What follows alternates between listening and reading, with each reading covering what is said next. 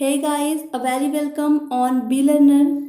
Today we are going to discuss about political science syllabus for BA first year. ठीक है, तो वैसे तो सभी यूनिवर्सिटीज़ में लगभग एक सा सिलेबस हो गया है न्यू एजुकेशन पॉलिसी के अकॉर्डिंग. बट आज जो सिलेबस हम डिस्कस करने जा रहे हैं ये इलाहाबाद यूनिवर्सिटी का सिलेबस रहेगा. ठीक है, और यहाँ पर एक नोट है. तो आपको पता होगा कि जो पेपर होता है बीए का उसमें दो पेपर होते हैं, मतलब एक first paper and second paper. तो किसी किसी यूनिवर्सिटी में सेमेस्टर वाइज होते हैं या फिर किसी में अगर ईयरली पेपर होते हैं तो वहां पर दो पेपर होता है. तो ये जो सिलेबस है वो पहली बुक का है, मतलब फर्स्ट सेमेस्टर का है. और अगर आप सेकेंड सेमेस्टर का सिलेबस देखना चाहते हैं तो उसकी लिंक डिस्क्रिप्शन में आपको मिल जाएगी. ठीक है, और इसका टाइटल होगा Indian national movement and constitution of India. ठीक है, Indian national movement and constitution of India मतलब भारतीय राष्ट्रीय आंदोलन एवं भारत का संविधान. ठीक है, और जो सेकंड वाला सेमेस्टर है, जो सेकंड बुक लगेगी उसका टाइटल होगा राजनीतिक सिद्धांत एवं अवधारणा. ठीक है, political theory and concept. Okay, तो आपको समझ में आ गया होगा. तो अगर यहाँ पर टोटल यूनिट की बात करें तो यहाँ पर टोटल 8 यूनिट हैं और उसमें टोटल 17 चैप्टर्स हैं. ठीक है, तो चलिए स्टार्ट करते हैं. तो यहाँ पर फर्स्ट यूनिट है features of Indian political tradition. ठीक है, जो इंडियन पॉलिटिकल ट्रेडिशन है उसके क्या फीचर्स हैं, ठीक है, वो हमें यहाँ पर समझना है. तो इस पूरे यूनिट में हम यही पढ़ने वाले हैं. ठीक है, अब आते हैं सेकेंड यूनिट पर. और सेकेंड यूनिट में birth, growth and the political trends in the Indian national movement. तो जो हमारा इंडियन नेशनल मूवमेंट था उसका बर्थ कैसे हुआ, उसकी ग्रोथ कैसे हुई और उसकी जो प्रवृत्ति है, जो ट्रेंड्स है वो कैसी है. ठीक है, तो सेकेंड यूनिट में हमें इन सब पर डिस्कस करना है. एंड थर्ड यूनिट में 3 चैप्टर्स हैं. ठीक है, 3, 4, 5. तो जो चैप्टर 3 है वो है स्टेजेस ऑफ कॉन्स्टिट्यूशनल डेवलपमेंट. ठीक है, जो हमारा संविधान था वो कैसे डेवलप हुआ. ठीक है, एंड फोर्थ चैप्टर है फिलॉसफी ऑफ इंडियन कॉन्स्टिट्यूशन. जो हमारा भारतीय संविधान है उसका दर्शन क्या है. ठीक है, फिलॉसफी क्या है उसकी. एंड फिफ्थ चैप्टर है सिटीजनशिप. ठीक है, जो नागरिकता होती है, सिटीजनशिप, वो हमें डिस्कस करना है.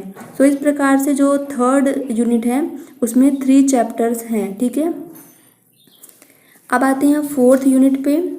और यहाँ पर है, और इस फोर्थ यूनिट में 2 चैप्टर्स हैं. ठीक है, 6 एंड 7. सो 6 चैप्टर हैं fundamental rights and fundamental duties के बारे में डिस्कस करना है.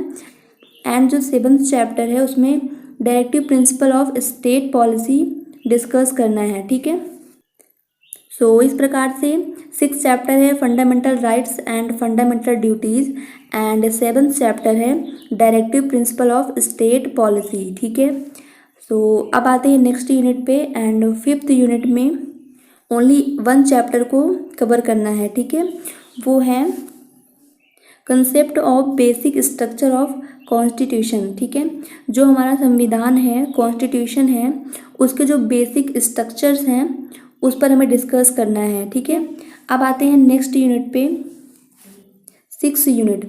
और इस 6 यूनिट में 5 चैप्टर्स हैं. ठीक है, सो यहाँ पर 9th चैप्टर है powers and functions of president.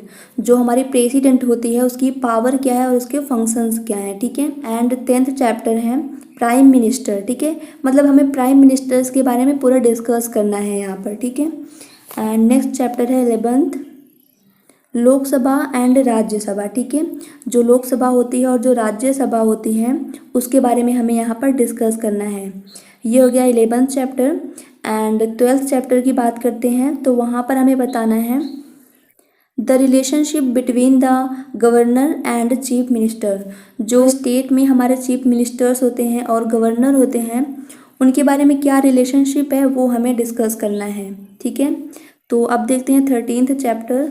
उसमें बताना है the legislative assembly and the legislative council. ठीक है, जो हमारे स्टेट में लेजिस्लेटिव असेंबली और लेजिस्लेटिव काउंसिल होते हैं उसके बारे में डिस्कस करना है. ठीक है, ये हो गया 13th चैप्टर. अब देखते हैं 7th unit, and 7th unit में भी 2 चैप्टर हैं, ठीक है। तो चैप्टर है यहाँ पर जुडिशरी, जो हमारी न्यायपालिका होती है, जुडिशरी सिस्टम होता है, उसके बारे में हमें डिस्क्राइब करना है। उसमें जो जजेस होते हैं उनकी पावर क्या होती है, या फिर उनके बारे में पूरा एक्सप्लेनेशन देना है, ठीक है। वो हम टॉपिक्स में कवर करेंगे, okay. It means 14th chapter में हम सुप्रीम कोर्ट को पढ़ेंगे, एंड जो 15th चैप्टर होगा उसमें हम हाई कोर्ट को पढ़ेंगे, ठीक है। एंड आगे देखते हैं यहाँ पर यूनिट नंबर 8, ठीक है, लास्ट यूनिट है, और इसमें भी 2 चैप्टर्स हैं, ठीक है। तो जो फर्स्ट चैप्टर है वो है जो हमारी सेंट्रल गवर्नमेंट होती है और जो स्टेट गवर्नमेंट होती है उनके बीच में क्या रिलेशंस होते हैं, ठीक है, वो डिस्कस करना है। एंड लास्ट चैप्टर है, उसमें हमें डिस्कस करना है functions and power of election commissions. जो हमारे इलेक्शन कमिश्नर्स होते हैं उनकी क्या पावर है और उनके क्या फंक्शंस है, ठीक है। तो जो हमारे यहाँ इलेक्शंस होते हैं वो किस तरह से कंडक्ट कराए जाते हैं, वो सब हम डिस्कस करेंगे इस चैप्टर में। सो इस प्रकार से ये थे total chapters and unit, and in सभी टॉपिक्स के बारे में हम आगे पढ़ने वाले हैं। तो अगर आप भी पढ़ना चाहते हो और साथ में आप नोट भी चाहते हो, ठीक है, ताकि आप उसे आगे भी कभी भी यूज कर सको, ठीक है, तो आपको बी लर्नर के साथ बने रहना होगा, ठीक है। So thanks for watching video, keep learning and keep growing.